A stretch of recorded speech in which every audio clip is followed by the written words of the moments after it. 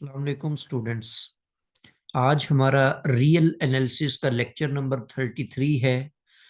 Previous lecture के अंदर हमने रीमान इंटीग्रेशन स्टार्ट की थी, पार्टीशन को डिफाइन किया था और अपर सम और लोअर सम क्या होते हैं इनको हमने स्टडी किया था। तो आज के लेक्चर में हम लोअर इंटीग्रल अपर इंटीग्रल को डिफाइन करेंगे और रीमान इंटीग्रल क्या होता है ये हम आज के लेक्चर में डिस्कस करने वाले हैं।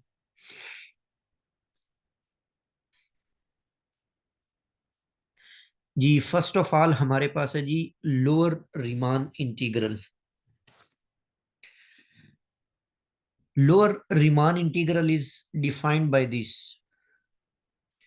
मतलब जो आपने लोअर सम निकाला था, लोअर सम फाइंड आउट किया था, उसका किसी भी पार्टीशन पी के लिए इस इंटरवल की,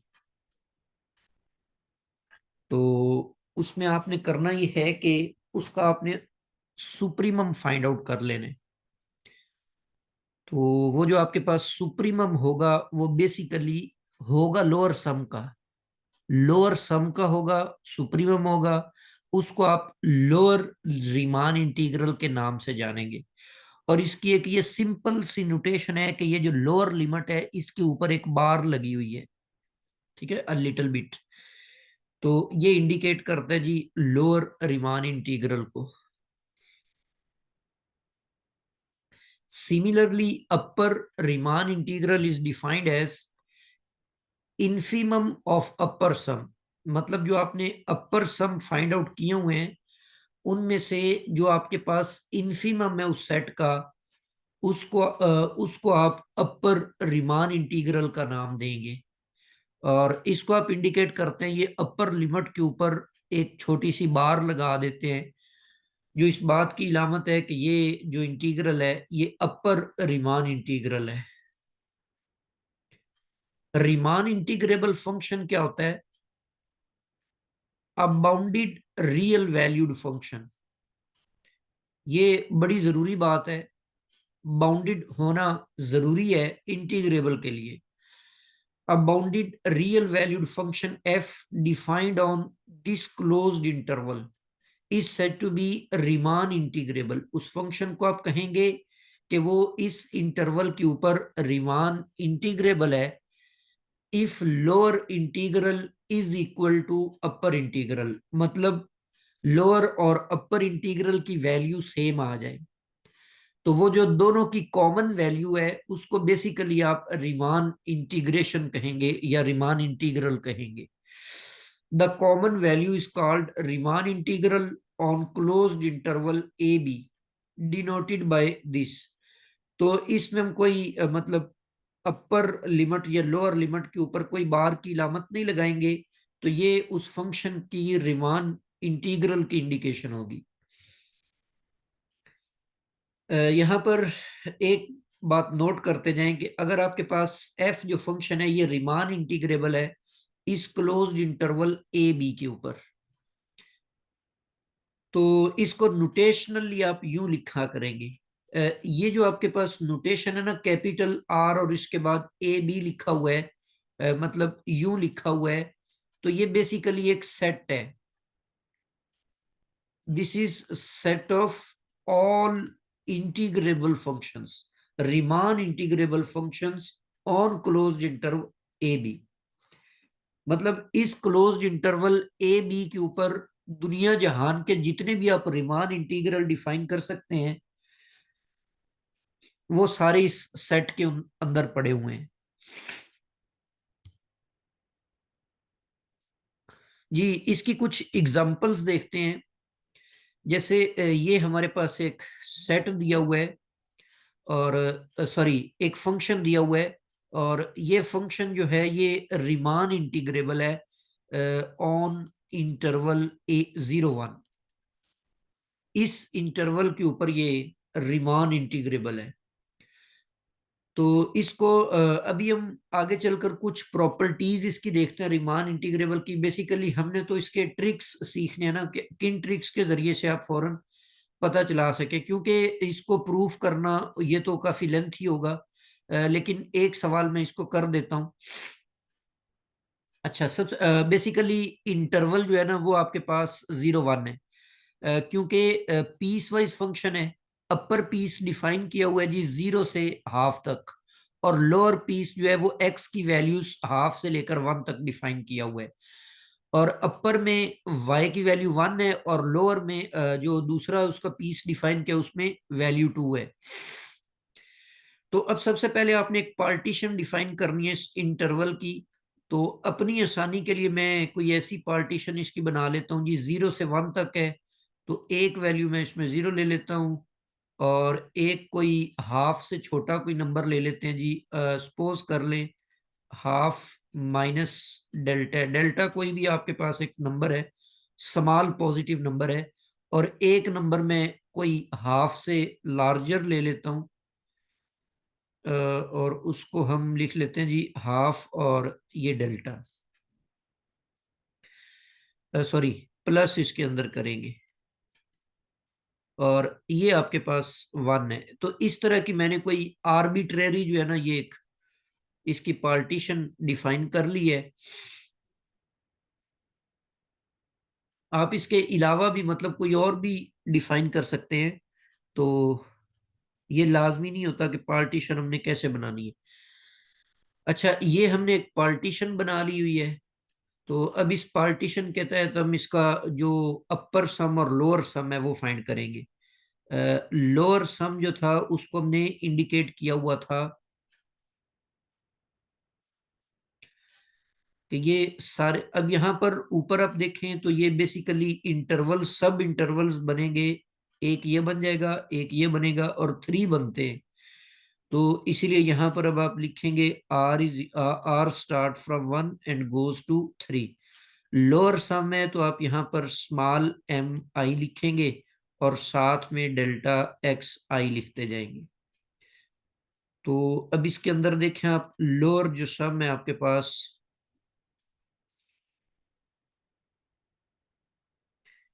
जी सबसे पहले आपका जो सब इंटरवल है 0 से 1/2 माइनस डेल्टा तक। तो इसका मतलब है कि ये बेसिकली मैंने ऐसे इंटरवल बना लिया, जो सब इंटरवल बनाए ये 0 है, यहाँ पे 1/2 है, और यहाँ पे 1 है।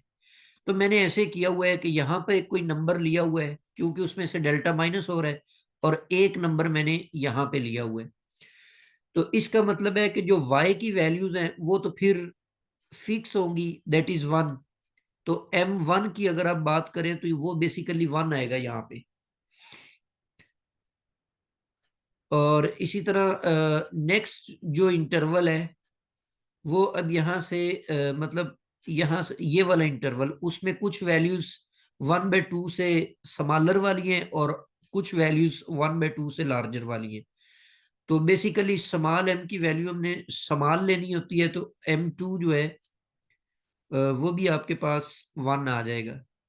और जब हम m3 की बात करेंगे तो ये आप नेक्स्ट इंटरवल के अंदर चले गए, मतलब जो ½ से ग्रेटर है, तो उसके लिए y की वैल्यू 2 डिफाइन की हुई है, तो यहाँ पर ये 2 आ जाएगा। तो इसका मतलब है अब ये यूं बन जाएगा m1 और delta x1 plus m2 delta x2 और m3 और डेल्टा x3। अब इनकी जो इंटरवल्स हैं उनकी लेंथ्स भी आप कैलकुलेट कर ले। जैसे डेल्टा x1 है तो इसकी लेंथ बनेगी 1/2 माइनस डेल्टा माइनस 0 करेंगे, तो ये 1/2 माइनस डेल्टा आ जाएगी। इसी तरह नेक्स्ट जो इंटरवल है उसकी वैल्यू आप बना लें 1/2 प्लस डेल्टा, और इसमें से माइनस करेंगे 1/2 प्लस डेल्टा हो जाएगा, तो ये आपके पास 2 डेल्टा बन जाएगा। और इसी तरह डेल्टा x3 आपके पास आएगा 1 माइनस 1/2 और माइनस डेल्टा बन जाएगा, जिसको आप राइट कर सकते हैं जी 1/2 माइनस डेल्टा। तो ये सारी वैल्यूज हम यहाँ पे पुट करते हैं। स्मॉल m1 जो है वो बेसिकली 1 है हमारे पास, और डेल्टा x1 की कीमत जो है वो 1/2 माइनस डेल्टा है, और m2 की वैल्यू भी 1 है। तो डेल्टा x2 की वैल्यू हमने कैलकुलेट की हुई है, वो 2 डेल्टा है, और m3 की वैल्यू वो 2 है। और डेल्टा x3 जो है वो हमारे पास है 1/2 और माइनस डेल्टा। इसको अगर आप सिंप्लीफाई करें तो ये 2 से मल्टीप्लाई होकर, तो ये बेसिकली 1/2 माइनस डेल्टा और +2 डेल्टा और +1 और -2 डेल्टा, ये कैंसल आउट हो जाएंगे। तो ये बनेगा जी हमारे पास 3/2 और माइनस डेल्टा। जी ये आपके पास जी लोअर सम है। अच्छा, अब आपने लोअर सम का लेना था सुप्रीमम। तो यहां पर अगर आप सुप्रीमम लें तो बेसिकली ये डेल्टा जो है ना, ये स्मॉलर पॉजिटिव नंबर है। तो इसकी 3/2 माइनस डेल्टा की जो लार्जेस्ट वैल्यू है आपके पास, सुप्रीमम जो इसका एग्जिस्ट करेगा, सुप्रीमम ऑफ लोअर सम, तो वो बेसिकली 3/2 के इक्वल आ जाएगा। अच्छा, इसी तरह अपर सम निकालते हैं तो उसके लिए आपको कैपिटल एम निकालने पड़ते हैं। कैपिटल एम जो होता है वो किसी भी सब इंटरवल में वाई की सबसे मैक्सिमम वैल्यू होती है। तो ये वाला पोर्शन अगर आप लेते हैं तो इसमें तो वाई फिक्स है और वो 1 है। और नेक्स्ट जब आप पोर्शन लेंगे तो उसमें 1/2 से स्मॉलर वैल्यूज भी हैं और लार्जर वैल्यूज भी। तो 1/2 से बड़ी जो वैल्यू, वहां पर y की वैल्यू लार्ज आ रही है, तो वो 2 यूज हो जाएगा उस सब इंटरवल में। और M3 के लिए भी हम इसको कैपिटल 2 लिखेंगे क्योंकि ये 1/2 से लार्जर वैल्यू है। और फंक्शन के अंदर डिफाइन है कि जब x 1/2 से बड़ा होगा तो उस सूरत में आप y की वैल्यू 2 इस्तेमाल करेंगे। तो इसको अब यूज करके आपने अपर सम फाइंड आउट करना है। तो इसका अपर सम हम निकाल लेंगे जी।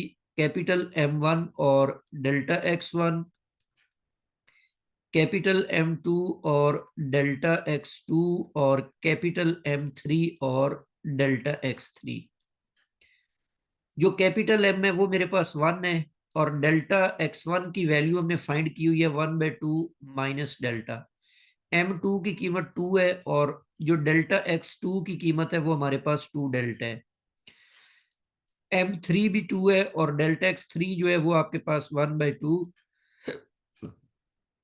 सिंप्लीफाई करें जी इसको, 1/2 माइनस डेल्टा +4 डेल्टा और 1 - 2 डेल्टा, ये इक्वल आ जाएगा जी 3/2 और प्लस डेल्टा आ जाएगा। अच्छा, अब आपने अपर सम का लेना है जी इन्फीमम। तो इसका जब हम इन्फीमम लिखेंगे अपर सम का, तो वो बेसिकली डेल्टा की जो डेल्टा बड़ी वैल्यू भी हो सकती है ना, इसको लार्ज भी कर सकते हैं, लेकिन इसमें स्मॉलेस्ट वैल्यू जो हमें इसकी मिलने वाली है वो 3/2 है। ठीक है, मतलब डेल्टा लार्ज होता जाएगा तो यू की वैल्यूज बड़ी होती जाएंगी, लेकिन हमें उनमें से सबसे स्मॉलर वैल्यू चाहिए। तो स्मॉलर वैल्यू तब पॉसिबल है जब आप डेल्टा को तकरीबन 0 ले लें। तो अब आप देखें सुप्रीमम जो है लोअर सम का, वो आपके पास 3/2 है और इसी को आप लोअर इंटीग्रल के नाम से जानते हैं। तो ये लोअर इंटीग्रल जो है वो 3/2 निकल आया। और अपर सम का जो इन्फीमम है इसको हम अपर इंटीग्रल के नाम से जानते हैं और ये भी 3/2 है। तो लोअर इंटीग्रल और अपर इंटीग्रल इन दोनों की वैल्यूज जो है वो सेम आ गई हैं। तो इसका मतलब है कि ये फंक्शन जो है इंटीग्रेबल है और इसकी जो इंटीग्रल की वैल्यू है वो 3/2 निकल आई हुई है।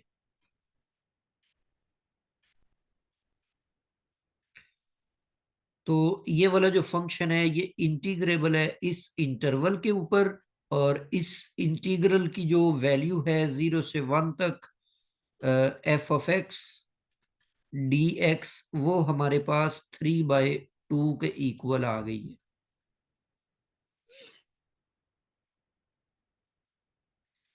जी नेक्स्ट आपके पास है जी x² इज इंटीग्रेबल ऑन 0 1।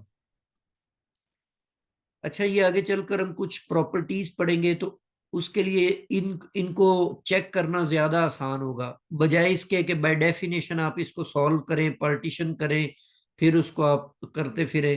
तो उससे ज्यादा आसानी होगा कि हम इसकी प्रॉपर्टीज को आगे देखते हैं, तो उससे आसानी हो जाएगी। तो एक्स स्क्वायर जो है ये इंटीग्रेबल है। ये सिर्फ 0 1 पे नहीं है, आप कोई भी और बाउंडेड इंटरवल ले लें, क्लोज्ड बाउंडेड इंटरवल, ये हर एक इंटरवल के ऊपर इस तरह का कोई भी आप इंटरवल बना लें ए बी, तो ये उसके ऊपर इंटीग्रेबल होगा। Bracket function is integrable. Bracket function के बारे में आपको पता होगा कि ये कंटिन्यूअस नहीं होता इंटीजर वैल्यूज के ऊपर, ठीक है, और ये डिफरेंशिएबल भी नहीं होता इंटीजर वैल्यूज के ऊपर, लेकिन ये इंटीग्रेबल है इस पूरे क्लोज्ड इंटरवल के ऊपर। तो इसको भी हम देखते हैं आगे चल के कि इसका जवाब आप कैसे निकालेंगे और इसको इंटीग्रेट कैसे करते हैं। Similarly f of x is equal to k is integrable. कोई भी कांस्टेंट फंक्शन है, कांस्टेंट फंक्शन कोई भी है, वो किसी भी क्लोज्ड इंटरवल के ऊपर इंटीग्रेबल होता है। Similarly sine X is Riemann integrable on 0 to π/2। Similarly cos X जो है वो भी रिमान इंटीग्रेबल होगा। अब हम इसकी कुछ प्रॉपर्टीज देखते हैं और फिर उन प्रॉपर्टीज की हेल्प से फंक्शंस को चेक करना सीखेंगे कि वो किन किन जगहों पर कौन कौन से इंटरवल पर इंटीग्रेबल होते हैं। अच्छा, सबसे पहले इसकी प्रॉपर्टी ये है कि अगर आपके पास एक फंक्शन जो है वो बाउंडेड फंक्शन है क्लोज्ड इंटरवल के ऊपर, तो लोअर इंटीग्रल, मैं ये नहीं कह रहा हूं कि फंक्शन इंटीग्रेबल है, ये बात मैंने नहीं की। मैं सिर्फ इतनी बात कर रहा हूं कि एफ जो है ये बाउंडेड फंक्शन है। पीछे हमने बात ये की थी कि जो इंटीग्रेबल फंक्शन है उसके लिए बाउंडेड होना जरूरी है। अगर कोई फंक्शन बाउंडेड नहीं होता ना, तो वो इंटीग्रेबल भी नहीं होगा। अच्छा, इसकी रीजन जो है ना, सिंपल सी रीजन है कि ऐसे क्यों है। जैसे मिसाल के तौर पे आप ये फंक्शन देखें, F of x is equal to x square को देखें, और इसका जो इसकी जो डोमेन है वो आर है, और ये इसका जो ग्राफ है ये कुछ यूं बन जाता है। अच्छा, ये जो इंटीग्रल होता है ना, डेफिनेट इंटीग्रल के मुतालिक हम पहले ही सीख चुके हैं कि ये basically area under the curve होता है। Area under curve y is equal to f of x and above x axis. मतलब ये जो पोर्शन है ना, ये सारा, ये वाला, अब ये तो बाउंडेड नहीं है, ये तो इन्फिनिटी तक जा रहा है, ठीक है। तो ओवरऑल अगर आप माइनस इन्फिनिटी टू इन्फिनिटी देखेंगे ना, तो ये फंक्शन इंटीग्रेबल नहीं है, इसकी ये इंटीग्रल एग्जिस्ट नहीं करता, क्योंकि कर्व के नीचे जो एरिया आना है वो तो इनफाइनाइट आ जाना है। तो लेकिन अगर फंक्शन बाउंडेड हो गया, तो उस सूरत में फिर वो एरिया जो है वो एग्जिस्ट, मतलब फाइनाइट एरिया या उसका आंसर आ सकता है। तो ये इसकी एक सिंपल सी रीजन है इंटीग्रल के एग्जिस्ट करने या ना करने की वजह।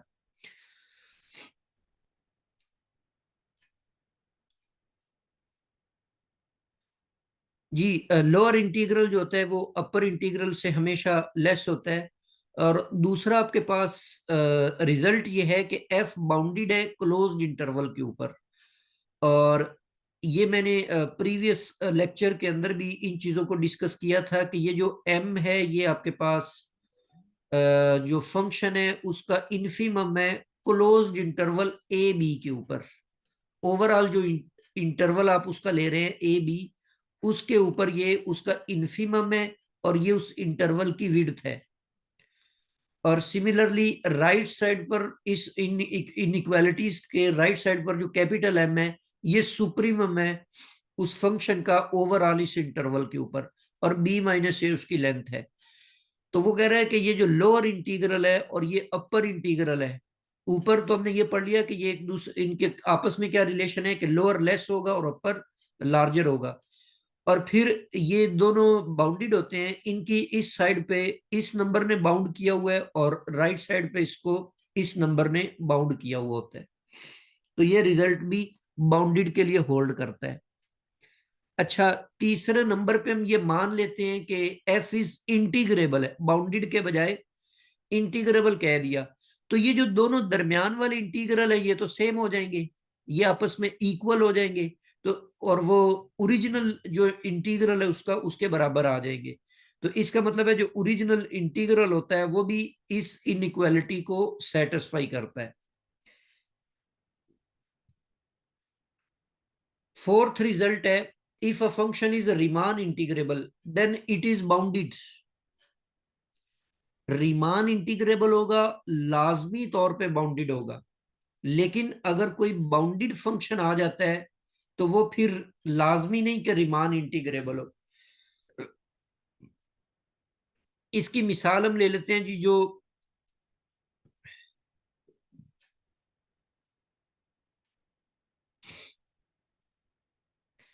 डायरिचलेट फंक्शन हमने लिया था,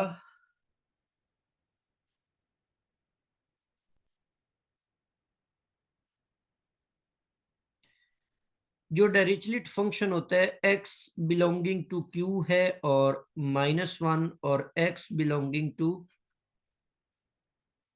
q प्राइम है।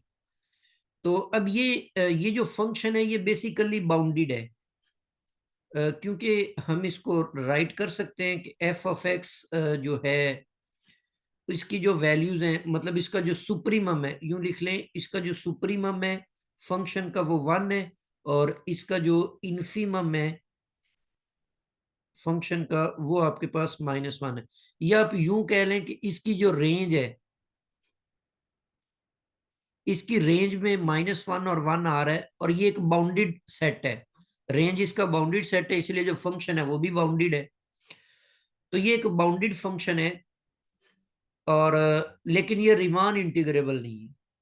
ठीक है, तो इसका भी सिंपल प्रूफ है कि ये रीमान इंटीग्रेबल क्यों नहीं है, इसको हम थोड़ा सा आगे देखते हैं।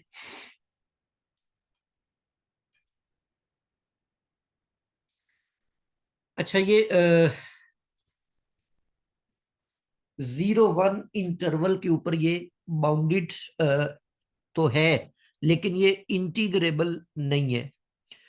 उसकी रीजन जो है ना, देखें, जो लोअर सम है उसको आपने यूं डिफाइन किया हुआ है, लोअर सम को, कि यहां पर आपके पास m1 और डेल्टा x1 है, और m2 और डेल्टा x2 है, अप टू सो ऑन, और इस तरफ करते जाएं, और m n और डेल्टा एक्स एन है। तो ये हम ना इसकी पार्टीशन कर लेते हैं, p कोई भी पार्टीशन बना लें आप। एक्स नॉट जो है वो बेसिकली 0 है, उसके बाद x1 x2 x3 and up to so on xn जो बेसिकली 1 है। ये मैंने आर्बिट्ररी पार्टीशन ले ली हुई है। अब इनमें से जो पहला आपने सब इंटरवल लेना है जिसके अंदर 0 और x1 है, इसमें रैशनल भी होंगे, इरेशनल भी होंगे। इसीलिए जब आपने m1 की वैल्यू लेनी है तो रैशनल और इरेशनल का मतलब है कि y की जब आप वैल्यूज निकालेंगे, रैशनल पे 1 है और इरेशनल पे -1, तो हमने तो इसमें समालर यूज करनी है, वो -1 है, तो इसलिए आप यहां पर -1 राइट कर दें। तो इसी तरह आप तमाम ये जितने भी m2 m कोई भी सब इंटरवल लें उसमें जो y की छोटी वैल्यू है वो -1 आपको मिलेगी।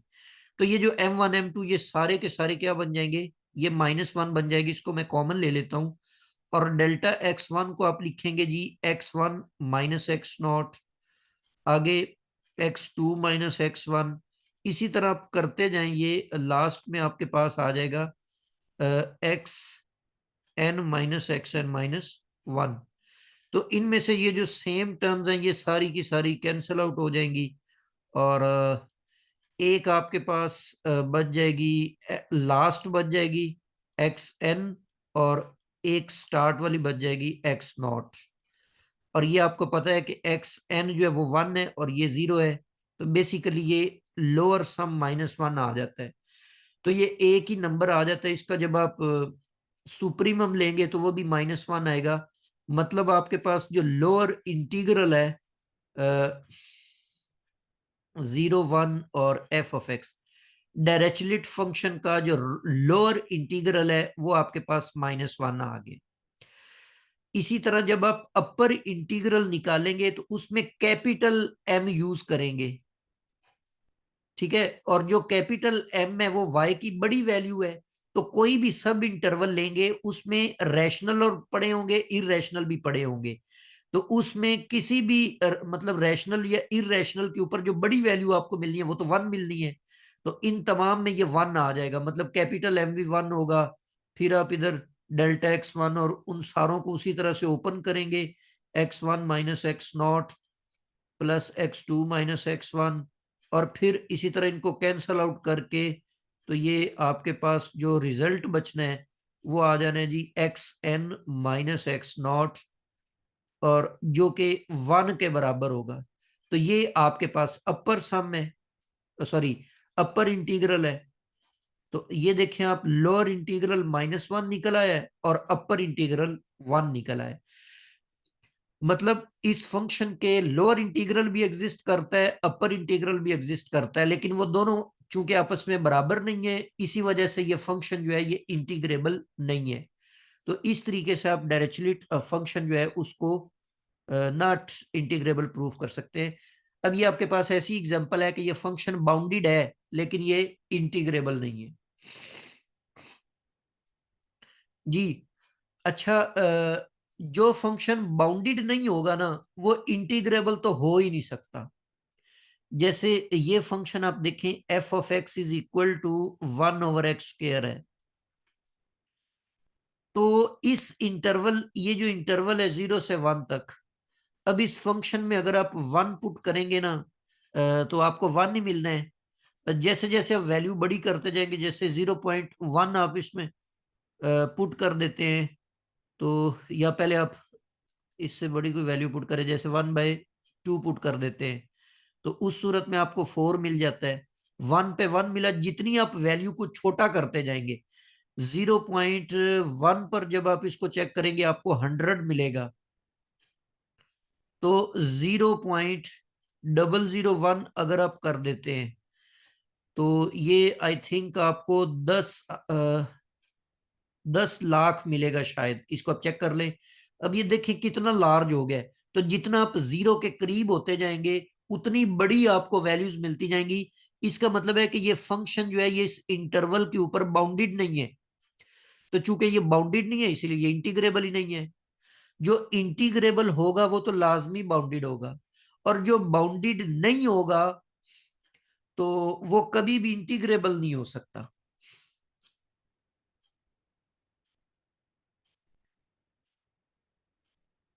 सॉरी, इसमें क्या बोल दिया कि जो बाउंडेड फंक्शन होगा ना वो तो लाजमी तौर पे इंटीग्रेबल होगा, लेकिन जो इंटीग्रेबल है वो लाजमी नहीं बाउंडेड नहीं होता। तो बाउंडेडनेस जो है ये इसके लिए निसेसरी कंडीशन है। अगर ये फिल नहीं होती, मतलब कोई ऐसा मिल जाता है जो कि बाउंडेड नहीं है, तो उस सूरत में फिर आप उसको इंटीग्रेबल नहीं कह सकते। लेकिन ऐसे इंटीग्रेबल मौजूद हैं जो कि बाउंडेड हैं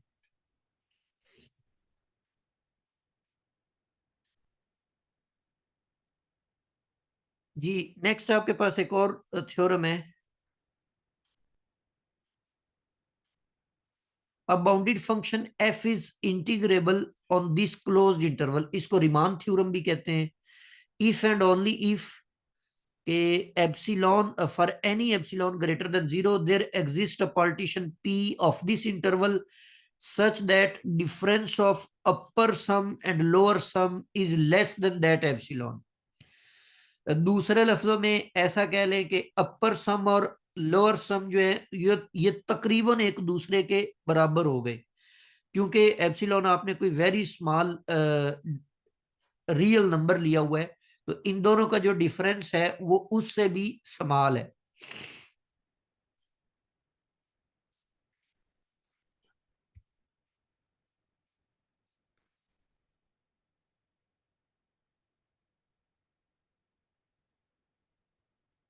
जी। नेक्स्ट आपके पास है जी इंटीग्रेबिलिटी एंड कंटिन्यूटी।